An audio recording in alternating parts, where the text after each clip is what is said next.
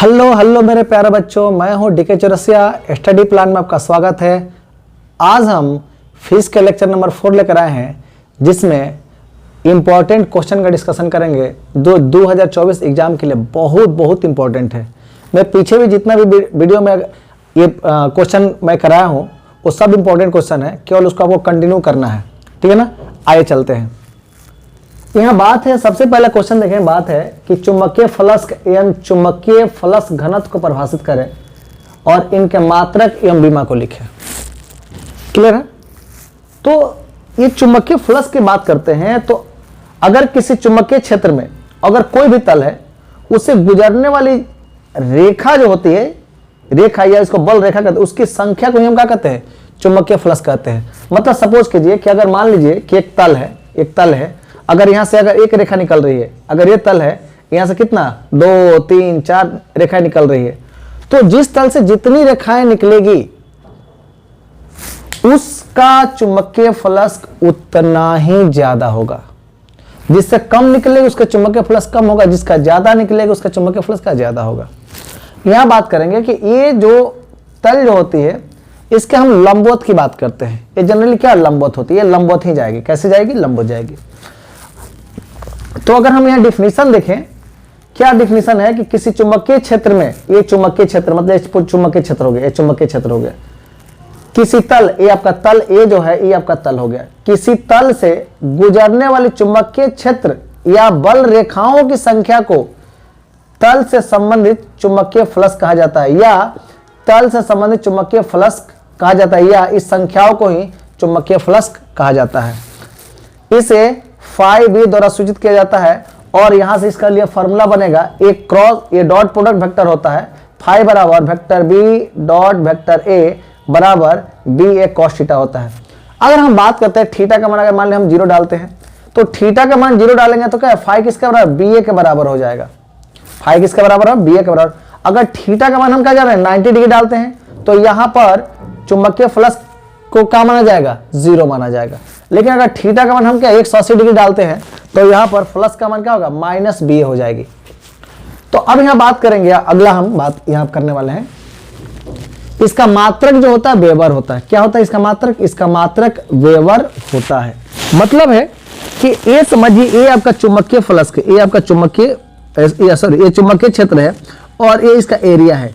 ये दोनों के मल्टीपल से जो आने वाला यूनिट होता है, इस यूनिट को हम क्या कहते हैं? वेबर कहते हैं। यानी वेबर को अगर बात किया जाए तो लिख सकते हैं चुंबकीय फ्लक्स गुणे क्या? Area vector. चुंबकीय फ्लक्स गुणे एरिया वेक्टर। यहीं से हमारा क्या निकलता है? ये आपका यूनिट निकलता है। इसकी बीमा जो होती है ml² t के पावर -2 a के पावर -1 होती है। अब एक बात और समझना है कि सीजीएस में इसका मात्रक मैक्सवेल होता है। सीजीएस में इसका मात्रक क्या होता है? मैक्सवेल होता है।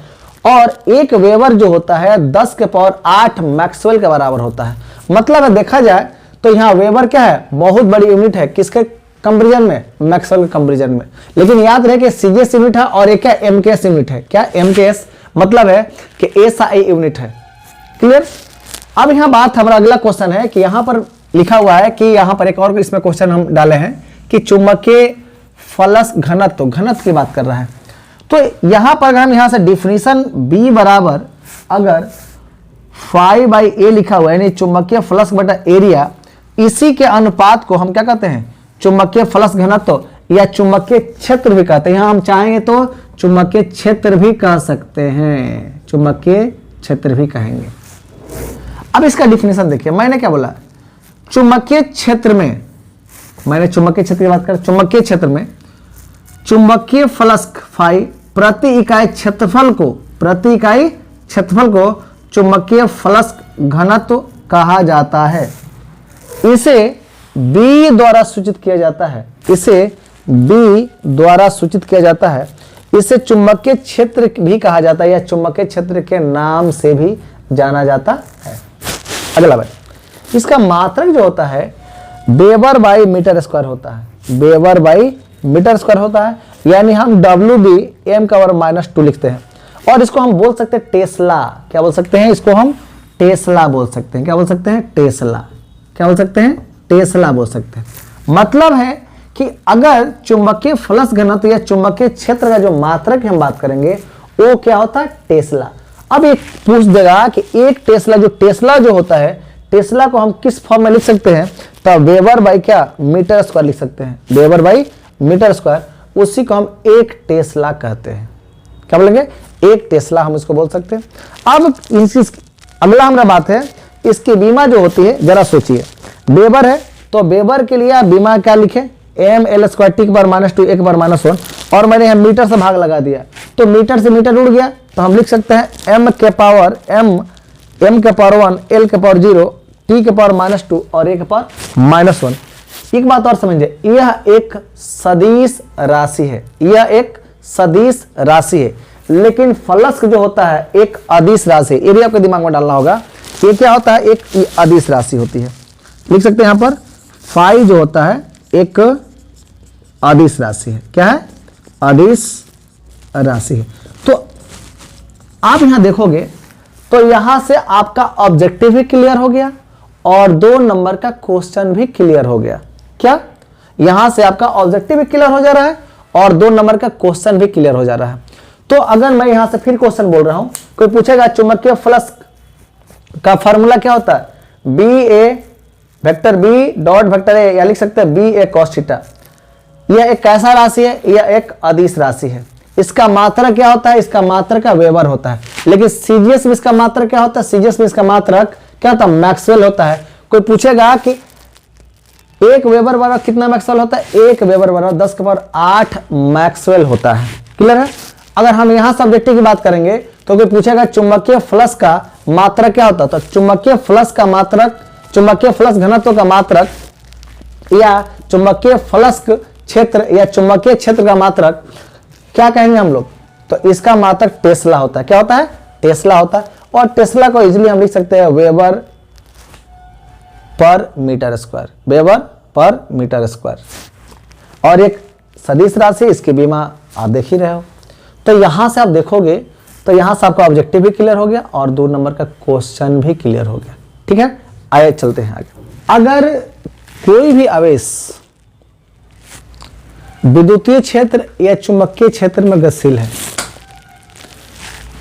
तो चुंबकीय बल और विद्युतीय बल के योग से बनने वाले बल या योग से प्राप्त होने वाले बल को हम लॉरेंज बल के नाम से या लॉरेंज बल कहते हैं या लॉरेंज बल के नाम से जाना जाता है। यहां पर एक मैं सिंपल अगर बात करूं तो मैं यहां पर इसका डिफिनेशन में 2 तरह से लिखा हूं, दोनों सही है।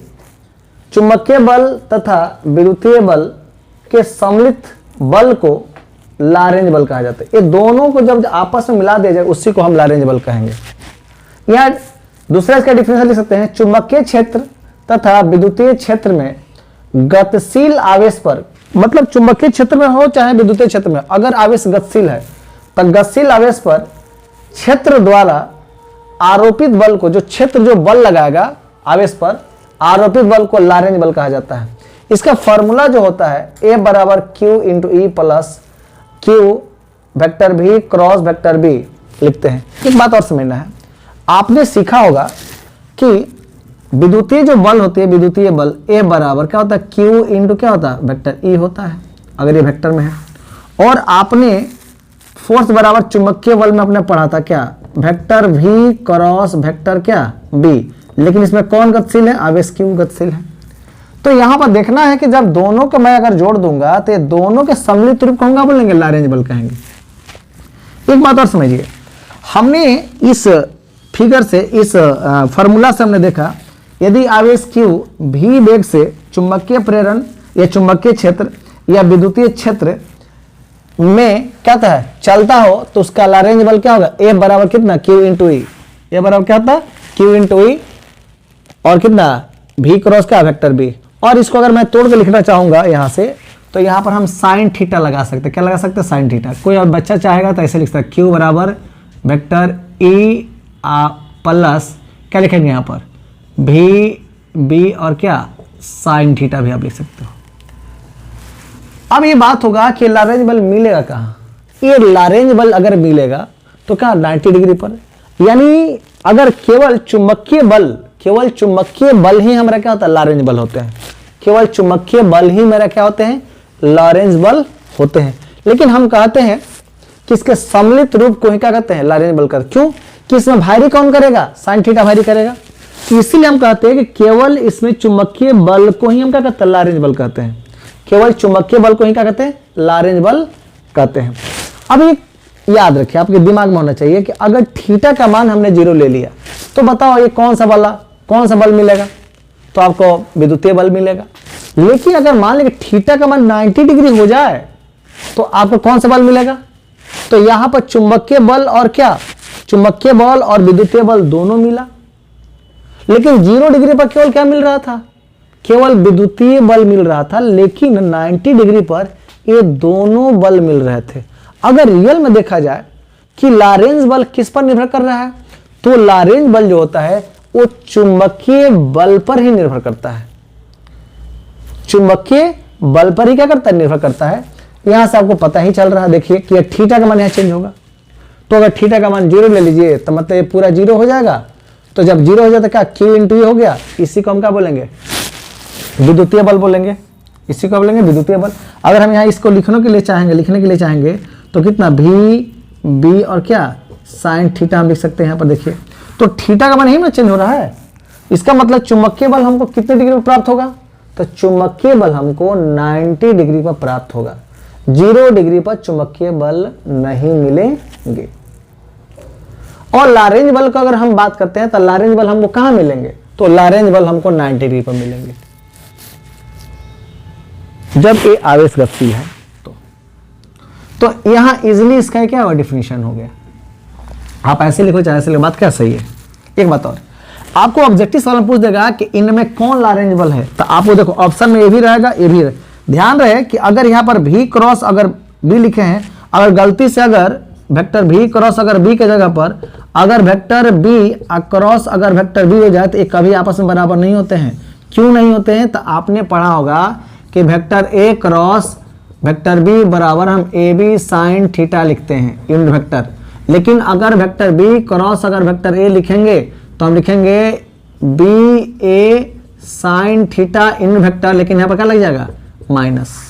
यानी ये दोनों आपस में कभी बराबर नहीं होते, लेकिन डॉट में बराबर होते हैं। डॉट में क्या होता है, vector A dot vector B बराबर vector B dot vector A आपस में क्या होते हैं, बराबर होते हैं। लेकिन इसमें नहीं होता है।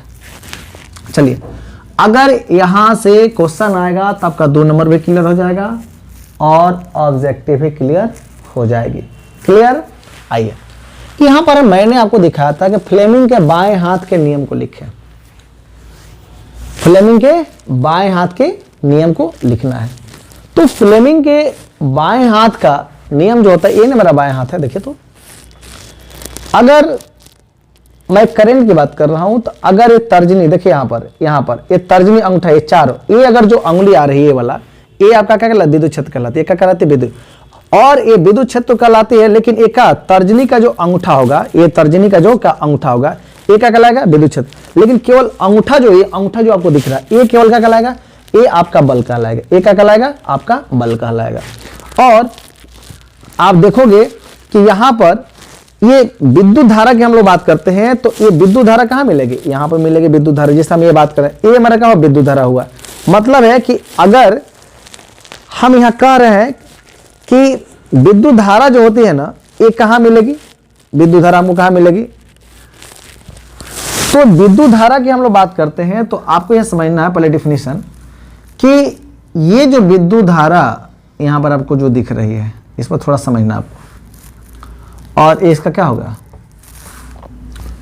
तो फ्लेमिंग ने एक आसान नियम प्रतिपादित किए जिनके अनुसार, मतलब फ्लेमिंग के अनुसार, चुंबकीय क्षेत्र में कोई भी अगर धारावाही रखा हो, चुंबकीय क्षेत्र में रखे धारावाही चालक या तार पर आरोपित बल की दिशा ज्ञात की जाती है। जिसमें बल की दिशा हम लोग ज्ञात करेंगे, बल की दिशा ज्ञात करें, जिसमें बीच की अंगुली जरा समझ रहे ना, बीच की अंगुली मतलब ऐसे स्टेप से, ये स्टेप से बीच की अंगुली, ये बीच की अंगुली, जिसमें बीच की अंगुली जो होगी ये क्या दिखाएगी, विद्युत धारा दिखाएगी। क्या दिखा रही है, विद्युत धारा दिखा रही है। बीच की अंगुली क्या दिखा रही है, विद्युत धारा दिखाएगी। और तर्जनी जो होगा वो चुंबकीय क्षेत्र को दिखाएगा। ये तर्जनी जो होगा क्या, चुंबकीय क्षेत्र दिखाएगा। और जो आपके अंगूठा जो है, अंगूठा जो है वो क्या दिखाएगा, ये आपके बल की दिशा को दिखाएगा। मतलब है कि जब बल की दिशा को दिखाएगा तो इस नियम को हम बोलते हैं फ्लेमिंग का नियम। तो आपको अपने दिमाग में ये रखना है कि अगर यहां पर हम फ्लेमिंग के नियम की बात करेंगे तो ये आपको क्या दिखाएगा, धारा दिखा रहा है। ये आपको क्या दिखा रहा है, बल। और ये आपको क्या दिखा, चुंबकीय क्षेत्र। ये आपका चुंबकीय क्षेत्र है। तो हम बोल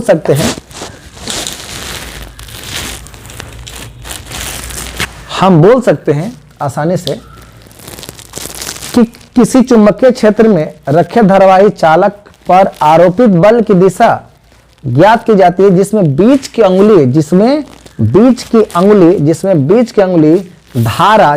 अंगुली धारा तर्जनी अंगूठा चुंबकीय क्षेत्र तथा केवल अंगूठा ये चुंबकीय बल को क्या करता है, प्रदर्शित करता है।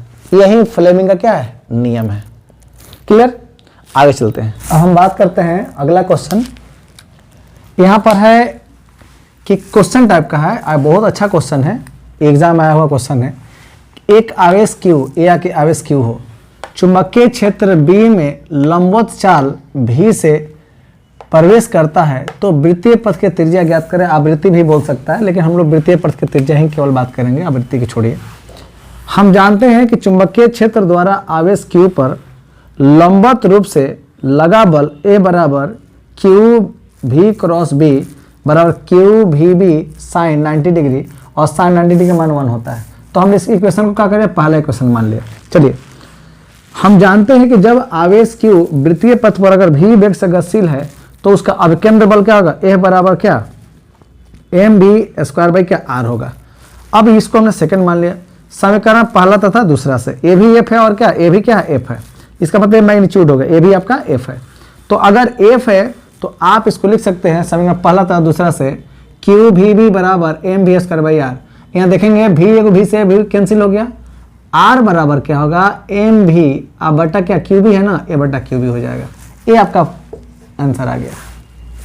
एक बात और समझना है कि अगर हमको चुंबक को अस्थायी चुंबक बनाना है तो उसमें चुंबक बनाने में इस्पात तथा विद्युतीय चुंबक बनाने में नरम लोहे का प्रयोग किया जाता है। क्यों? अब ये बात है कि हम जानते हैं, प्रयोग से हम लोग जान रहे हैं, ऐसे बिना प्रयोग से हम लोग कोई जानेंगे नहीं। हम प्रयोग से जानते हैं कि इस्पात की चुंबकीय धारणशीलता नरम लोहे की तुलना में अधिक होती है तथा चुंबकीय प्रवृत्ति क्या होती है, काफी कम होती है। चुंबकीय प्रवृत्ति का काफी कम होती है, इसलिए इस्पात को चुंबकित करने पर वह अपने चुंबकत्व को काफी देर तक बनाए रखता है या उसको अस्थायी रखता है। लेकिन नरम लोहे का चुंबकत्व तुरंत समाप्त हो जाता है, इसलिए अस्थायी चुंबक के लिए नरम लोहे का प्रयोग किया जाता है। इसका डिग्री जो होता है, इसका डिग्री लेवल का होता है, बहुत हाई होती है। क्या होती है, बहुत हाई होती है। क्लियर, अगला क्वेश्चन की बात करते हैं। हम नेक्स्ट क्वेश्चन की बात करेंगे कि चुंबकीय शैथिल्य और धारणशीलता या कोरेसिव फोर्स क्या है। देखिए, अकॉर्डिंग टू फिगर चुंबकीय शैथिल्य की बात है, जब कोई चुंबकीय पदार्थ चुंबकीय वक्र या चुंबकीय चक्र से गुजरता है तो फील्ड क्या उसकी क्या होता है, बढ़ने लगती है। फील्ड का ग्राफ क्या होता है, बढ़ने लगता है, तथा फील्ड क्या होता है, डिक्रीज ग्राफ का संपाती नहीं हो पाता है। इसी को हम क्या बोलते हैं, चुंबकीय शैथिल्यता कहते हैं। क्या बोलते हैं, चुंबकीय शैथिल्य कहा जाता है। मैं फिर बोल रहा हूं कि जब कोई चुंबकीय पदार्थ चुंबकीय वक्र या चुंबकीय चक्र से गुजरता है तो फील्ड इंक्रीजिंग ग्राफ तथा फील्ड डिक्रीजिंग ग्राफ क्या होते हैं, एक दूसरे के समानुपाती नहीं हो पाते हैं। चाहे दूसरे के समानुपाती नहीं होते हैं तो उसे चुंबकीय शैथिल्य कहा जाता है। लेकिन कोरेसिव अगर फोर्स की बात करते हैं तो आपको यह समझनी होगी कि चुंबक में अवशेष चुंबकत्व को समाप्त करने के लिए विपरीत दिशा में लगाया गया फील्ड ही विपरीत दिशा में लगाया, जैसे फील्ड लगा है ना, ये इधर जा रहा है, इसके विपरीत दिशा में लगाया गया फील्ड ही क्या कहलाता है, कोरेसिव फोर्स कहलाता है। अगला क्वेश्चन है कि आमीटर को वोल्ट में कैसे या वोल्ट मीटर में कैसे बदला जाता है। मीटर है, आप जरा सोचो, कोई भी आमीटर होता है तो उस आमीटर को अगर हम श्रेणी क्रम में जोड़ेंगे या समानांतर क्रम में जोड़ेंगे तो एक उसमें निम्न प्रतिरोध की जरूरत होती है, और निम्न प्रतिरोध को हम लोग क्या बोलते हैं, शंट बोलते हैं। ये बहुत अल्प, इसका जो रेसिस्टेंस जो होता है क्या होता है, बहुत अल्प होता है।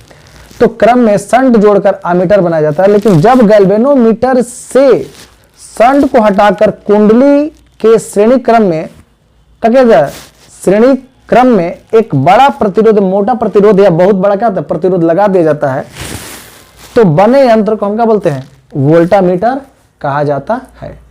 अगर वीडियो अच्छा लगे तो लाइक करें, शेयर करें, सब्सक्राइब करें और बेल आइकन को प्रेस करना ना भूलें। अगर किस तरह का दिक्कत हो कमेंट जरूर करें। क्लियर, बाय, जय हिंद।